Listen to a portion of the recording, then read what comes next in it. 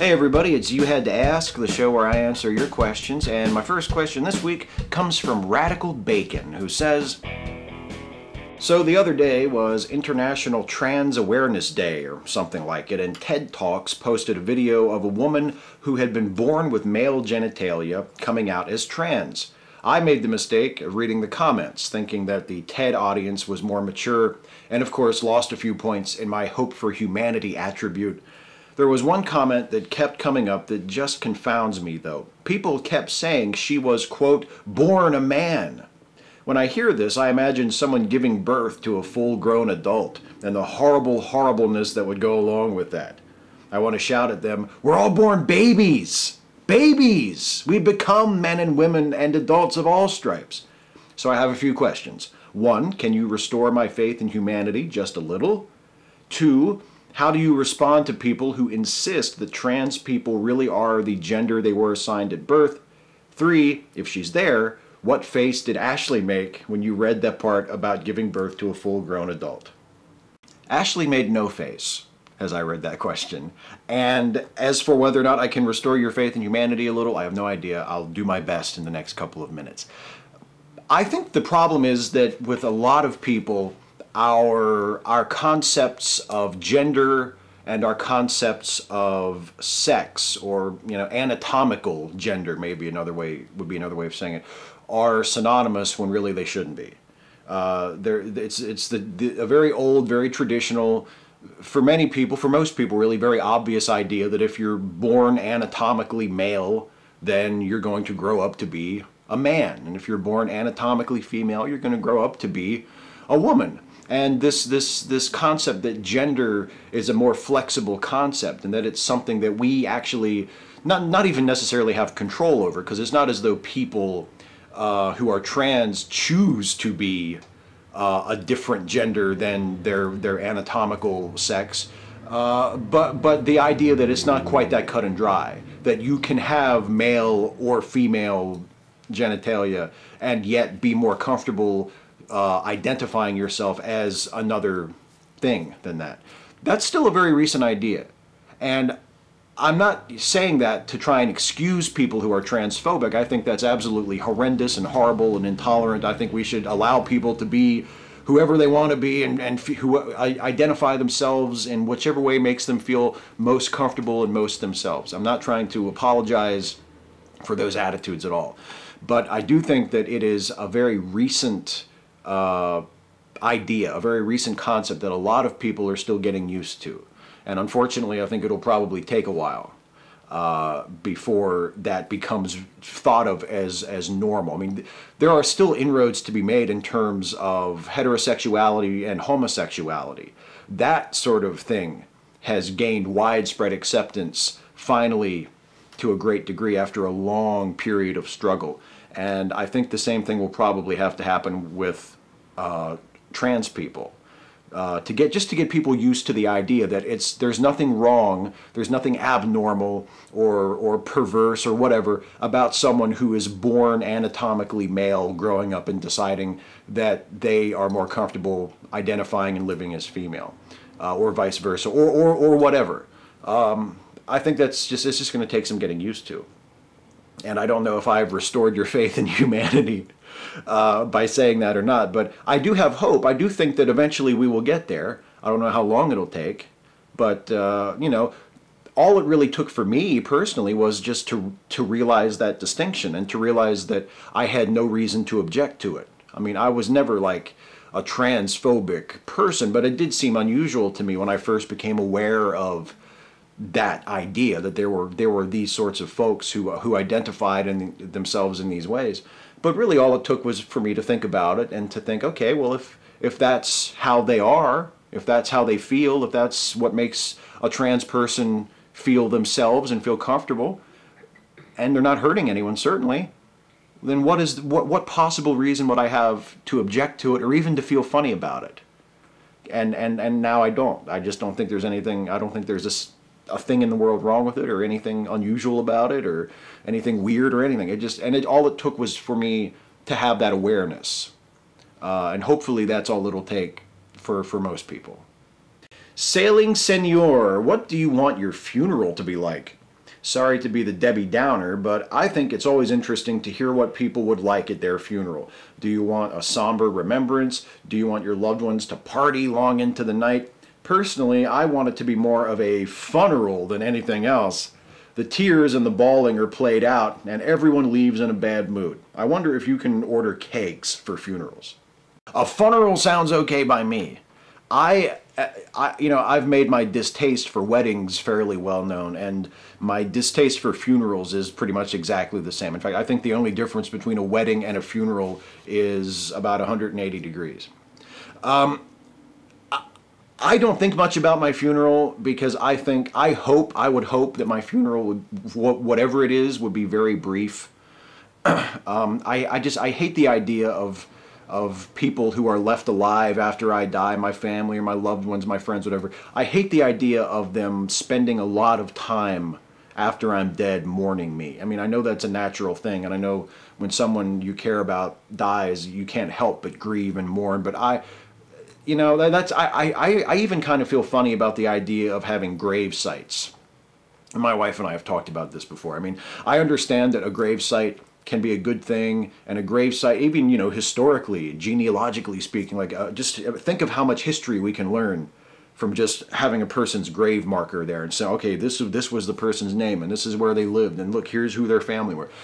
So I understand there's a certain utility to it, and I understand there can be maybe some emotional usefulness of being able to go to a grave and maybe talk to your loved one or have a place that you can sort of focus your thoughts and your grief and your remembrances and whatever. But I can't help but think of a grave like that as kind of an anchor. Like, I just hate the thought. I hate the thought of people visiting my grave and crying or being, drawn to my grave after I'm dead. I just hate that. When I'm dead, I mean, I'm not going to care because I'm not going to be here, but when I'm dead, I want my funeral to be over as soon as possible, and I want whoever I leave behind to remember me, and I hope I leave a positive impact in the world and in their lives, but I want them to move on with their lives. But yeah, as long as the funeral's going on, a funeral sounds awesome. Let's get a keg. Let's play some music. Let's have fun. I hate the idea of dragging people down, especially when I'm not even around to enjoy it. Jarb2104. Hello, Steve. As of now, I've asked a couple of times this question about vegans, but I just noticed I'm being a little biased towards you, as it didn't occur to me that you might be a vegan, since I never heard you talking about it. Sorry for making assumptions. In any case, I would like to hear your thoughts on vegans and meat eaters. If you are a vegan, what made you go vegan? If you had to put it down, what makes you choose not to eat anything of animal source? If you were vegetarian, same questions above, but why didn't you give up on milk, eggs, etc.? If you are a meat eater, what do you think about vegans? What would you say to a vegan saying you should eat only non-animal foods and you're a monster if you do it? Thanks. In the previous video, I actually answered this question, but I had to cut it for time. The video ran long, so I apologize for that. I would have answered it before. I know you've asked it a few times. I'm not a vegan. I'm a meat eater. I'm an omnivore. But I have no problem with vegans. I have no problem with veganism. I think it's probably a healthier diet than the one I have. And I mean, the main reason why I eat meat is it's not even something that I really even attempt to morally justify. It's just I eat it because I enjoy it. And obviously, if I had the money and the power to be able to control how my meat is harvested and how the animals were treated, of course I would love for the animals that provide the meat that I eat to be treated wonderfully and to never be abused and to never have to live in inhumane conditions. I mean, I think about that sometimes, and it is sort of a moral tension that I think about. But ultimately, it comes down to just my own amoral selfishness, that I just really like the taste of a steak, or I really like a slice of bacon every once in a while. But obviously, I have no problem with vegans. I have no problem with vegetarians. In fact, when I make chili, it's almost always vegan chili, although I don't try to make it like that. It just comes out that way. It just turns out to be vegan chili because those are just the ingredients that I put in it. I don't put meat in it. Although then I completely ruin the vegan thing by putting shredded cheese and sour cream on top of it before I eat it. So still technically vegetarian. But yeah, I'm not a vegan myself, but I have no problem with vegans. I'm not a dick about being a meat eater. If you don't think meat is something you should be eating, I think that's perfectly fine, and I hope you don't eat it. By the same token, I would hope that a vegan wouldn't be a dick about it to me. Martin Mock. Hi Steve, what are your thoughts on wheat as the cause of a variety of conditions, from obesity to heart disease, as well as a host of digestive problems? Do you believe it or not? To understand why I asked, my mom recently bought some book on this topic and started freaking out about it. We had a few arguments since. I think wheat is not a problem as long as you don't have a celiac disease. I'm not a doctor, I'm not a nutritionist, but I agree with you. I think the gluten-free thing is sort of an alarmist thing. I don't really think it's a problem unless, like you say, unless you actually have celiac disease, where you shouldn't be eating wheat products. I mean, I'm talking out of my ass. I don't have any personal expertise to bring to bear on this, but I've always assumed that if you don't have celiac disease, then you have nothing to worry about. I bet the book was a Wheat Belly. Wheat Belly? Was the book Wheat Belly? It was really popular at the library. Okay. My wife bets the book was Everyone Wheat. was checking it out. Yeah. Was that like the popular gluten-free book? Mm-hmm. Okay. Was the book Wheat Belly? Charles Richmond. Steve, are there any actors whose real-life personal behavior or political beliefs are so odious that you won't watch a movie or TV program they're in, regardless of the rest of the cast? For example, someone like Mel Gibson, who is so rabidly anti-Semitic, I can't stand to see him, even if it's only for a cameo. Another example would be Dennis Miller, whose right-wing politics makes Sarah Palin look centrist. I have been watching your videos for about 3 years now, and they are still among my favorites. Thank you, Charles, very much for saying that. I'm not a fan of Dennis Miller, not because of his politics. Actually, I would correct you. I don't think his politics are quite as far to the right as Sarah Palin, although they are still far, far further to the right than mine, for instance. I don't like Dennis Miller because he's just not very good. I mean, disagreeing with him on his politics is one thing, but I mean, I've listened to his radio show quite a bit, actually. Not so much recently, but I have in the past, and it's just not good. I mean, I just don't like it. I just think it's a very good, entertaining show. So that's the reason I wouldn't dig something with Dennis Miller. And really the same thing with Mel Gibson. I mean, yes, his anti-Semitism is incredibly troubling and off-putting and odious, as you say. It's a wonderful word to use for that. But Mel Gibson kind of lost me with What Women Want. I mean, the guy he's made a lot of really awful movies, even before we knew that he was a rabid anti-Semite and possibly violent misogynist. I mean, before you realize what a complete lunatic asshole Mel Gibson is in real life, he just made a lot of shitty movies. But to answer your actual question, no, I can't think of anyone whose politics or personal life or whatever are so repellent to me that I wouldn't even watch a movie. I'm not saying that my attitude about the actor wouldn't possibly influence my opinion of their performance or my enthusiasm about the film. I certainly can't say that. I'm not a robot. I mean, I have emotions and they influence my opinion, but no, I can't think of anything where I would just flat out refuse to watch it. No. Darok45. Question for you, Steve. I watched on a previous You Had to Ask where you said that you would believe in God if you could be provided some empirical evidence that would supersede any sort of natural explanation. People who believe in God usually make faith a prerequisite part of their belief, walk in faith, not by sight. You referenced St. Thomas Aquinas in this video, who also speaks about faith. My question is that if you could be given this evidence that you asked for, with the only proviso told to you beforehand that you would not be allowed the rewards, everlasting life, etc., given to those who had faith without this evidence, as you would be the only one who gets to see it, would you still want it? Yeah, I would still want it, but it's not entirely a fair question, because I am also of the opinion that even if Christianity is 100% true, the supposed rewards of it are not all they're cracked up to be. Heaven sounds incredibly totalitarian to me. I mean, we're taught to fear hell, but honestly, heaven doesn't sound much better. The big thing about heaven that bothers me is the fact that it is involuntary. and it's inescapable. I've never heard any religious person, any Christian, satisfactorily answer the question of, well, what if you get to heaven and you hang out for 1,000 years or 1,000,000 years or whatever, and then it's just not really your thing anymore, and you just want to check out, you just want to leave, you want to go somewhere else, or you want to just cease to exist. Maybe eternal life isn't all it's cracked up to be, and you're just like, you know what, can I just stop? Is that even an option? And of course, they always give non-answers. They always say, well, that wouldn't happen. Yeah, you'd be in heaven, that wouldn't happen. You'd be perfectly happy forever. Because they're not really talking about a reality now. They're talking about a fairy tale. They're talking about a fantasy. But I try to look at it more in terms of real world ramifications and just ask basic questions like, what if is your stay in heaven voluntary? Let's say you get saved, you accept the blood of Christ, and you get into heaven when you die, and then after a while you want to leave.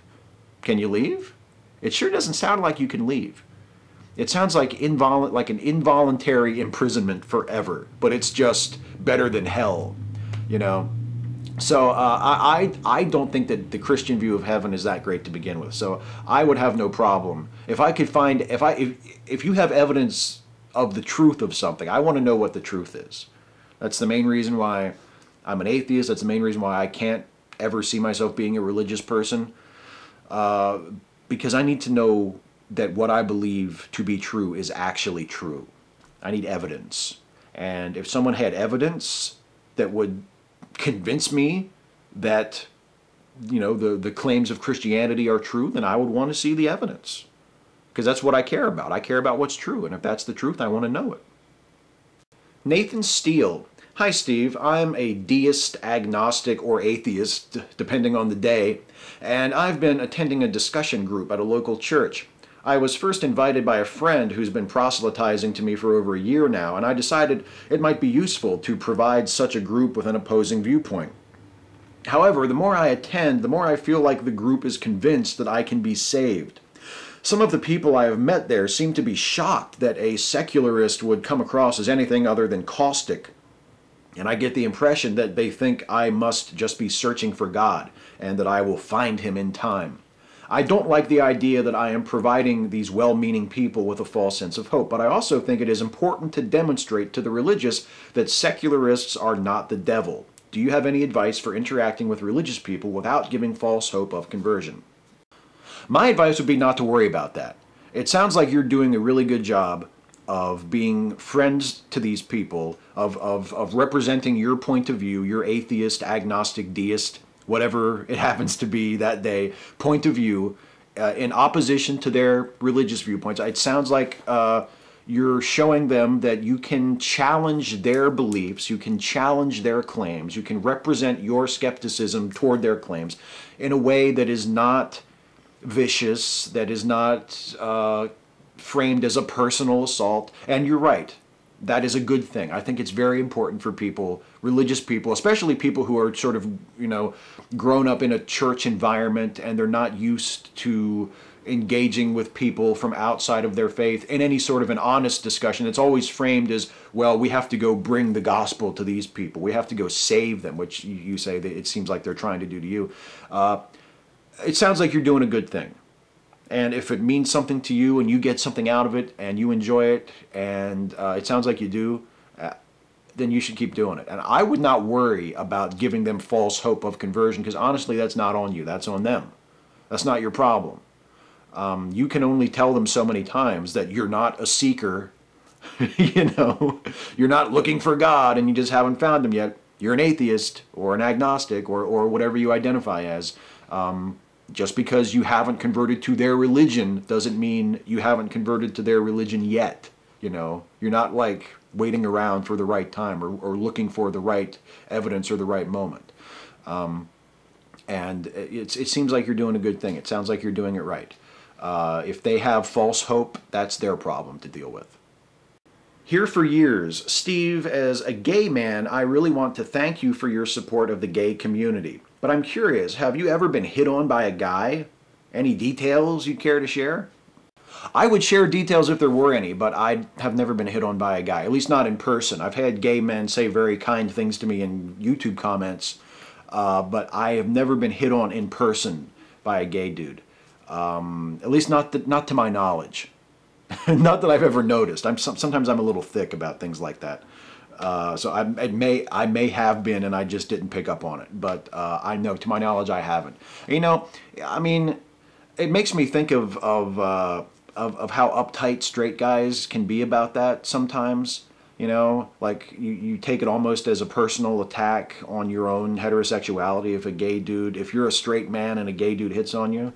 And I just feel sorry for people like that. I mean, it's a compliment when someone flirts with you or when someone hits on you. I mean, whether they are your cup of tea or not, it's a compliment.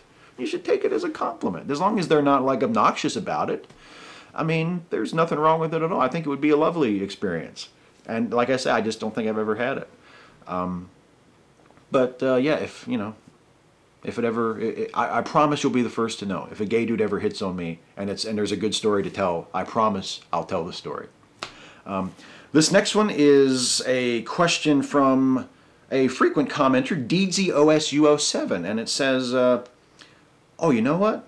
No, I got this wrong. This isn't from DZOSU07. This is to DZOSU07. And it says, quote, "Happy birthday, Don. I hope you're surprised. In recognition of both your birthday and our first wedding anniversary, I wanted to let you know how special you are to me. You are my heart and soul.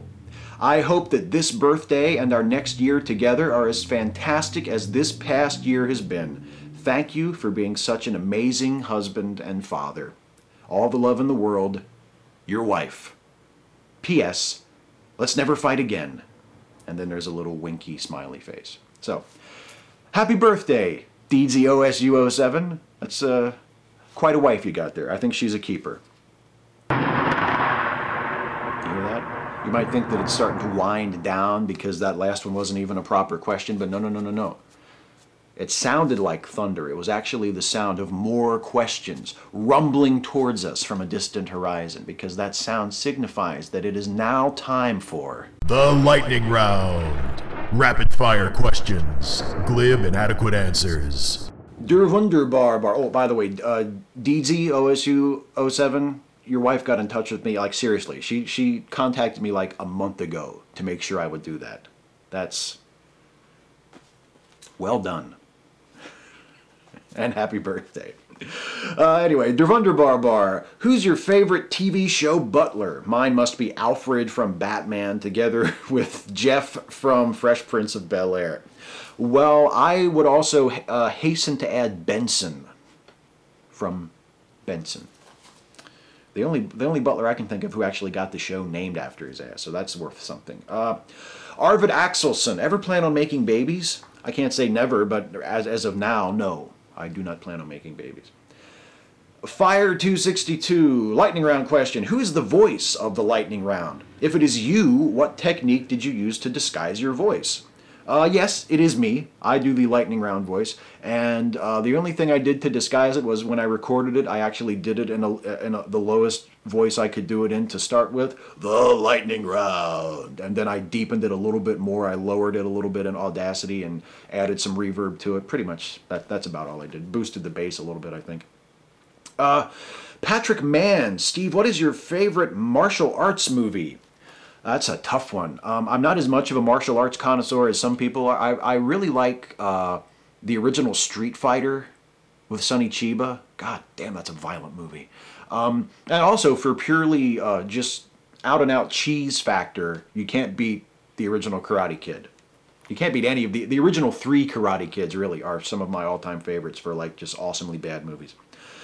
Nathan Young, Steve, do you have anything to say, bad or good, about the Hitchhiker's Guide to the Galaxy book series and movie? You know, I actually haven't read any of the books, I'm ashamed to say. I saw the movie, the relatively recent movie with Martin Freeman, and I liked it. I thought it was good. I really liked the TV series, though. The original, I guess it was the BBC, the original Hitchhiker's Guide to the Galaxy TV series, like the 6-episode series from back in the early 80s, I think it would have been. Yeah, that's great. That's one of my favorites.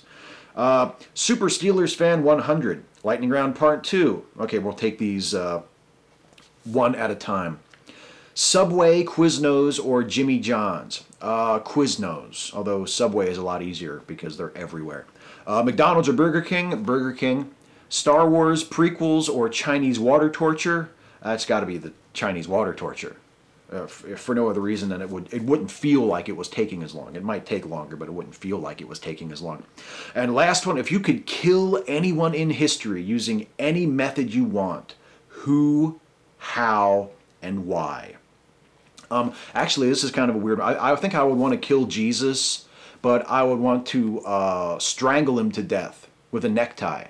So that way when you come back to the present, instead of Christians like wearing crosses, they would just wear ties, and they just look like everybody else. It would be less obnoxious that way, I think. Sid Knight, Steve, Star Wars or Star Trek? Star Trek, and all due respect to Star Wars, but it's not close. Star Trek, easily. Lucas Balaban, hi Steve, here's my question for the next episode. What is the thing or person or whatever that you are the most afraid of? Any kind of an irrational fear? Death. Specifically after death, the non-existing part, the part that I won't actually be afraid of when I'm experiencing, or shall I say not experiencing it. But while I'm still alive and still existing and wanting very much to keep existing, it's death. I don't know, I don't think that's an irrational fear. And it doesn't like consume my every moment, but when I think about it, it really sucks that I'm gonna die. And I'm kind of scared about that. But yeah, that's easily the greatest fear in my life. Hey, that was the last question, you guys. Before I get out of here, I want to do a shout out, as always. And the shout out this week goes to an awesome channel, an awesome science channel. I love to be able to give shout outs to up and coming science channels. And this one is Bite Sci-zed. This is an awesome channel. The actual YouTube handle, by the way, is Lexi527, but the title of her channel is Bite Sci-zed, and she makes just awesome short science videos they don't take up a lot of your time, and they're well worth a look. And she actually, the channel's starting to catch on. She's just about to 18,000 subscribers, which is just awesome. But she hasn't done a video in a few months. I don't know what the deal is, if her schedule has kept her from making videos, or if she just kind of got sick of it or ran out of stuff to make videos about. I don't know. I don't know her. I don't know what the deal is. But her content is still there. It is still awesome. It's well worth a look if you haven't subscribed and checked out Bite Sci-zed. And who knows, maybe if she gets a couple of new subscribers as a result of this shout out, she'll make a few more videos, which would be great because it's an excellent channel. Bite Sci-zed. Check it out. And before I get out of here, one more extra special bonus shout out. Some of you may remember, if you watch this series a lot, a few months ago I gave a shout out to my pal Jason Brunet for his YouTube channel, and specifically for a series he did where he just reads tweets from his Twitter feed that I just think is hilarious. And I mentioned at the time he's also a musician, and his album is out. His album was just released this week, and it's Three Ninjas. That's the name of his band. It's actually just him, but the title of the album, it's Three Ninjas, Alcohol and Isolation. Can you think of a more awesome title for an album than Alcohol and Isolation? I've heard it. It's awesome, and you guys should go listen to it and buy a copy too, because I mean, if you like good music, if you like well-written music, if you like country music, and I don't mean like fucking Dierks Bentley or Blake Shelton or whatever the fuck people listen to now. I mean like country music like Hank Williams or Johnny Cash or Graham Parson or Dwight Yoakam, or like fucking just really badass, old-fashioned fucking 50s, 60s, 70s country music. Well-written, well-sung, well-performed music. You should check out Jason Brunet's album, Alcohol and Isolation. I've listened to the whole thing a couple of times, and it is awesome. And you can find it and listen to it and purchase and download your own copy at 3ninjas.net/album/alcohol-isolation, and I'll put that on screen, and I'll put that in the description box as well, so you can find it. Check out Jason's album. I guarantee you, if you're into country music, if you're into just awesome independent music, period, you'll really like it. At least I hope you will, because I thought it was awesome. So that is it for this week. I will be back again next week to do this all over again, provided, of course, that you guys ask me some questions, because in order for me to do this, you have to ask. So please leave a comment on this video, Ask me your question for next time, and you can ask me anything about anything. I feel the need to just keep doing this, like I'm drawing rainbows. Ask me a question for next time. Anything about anything. Nothing is too serious. Nothing is too silly. I will answer as many of them as I possibly can. So until then, take it easy, and I'll see you next time, everybody.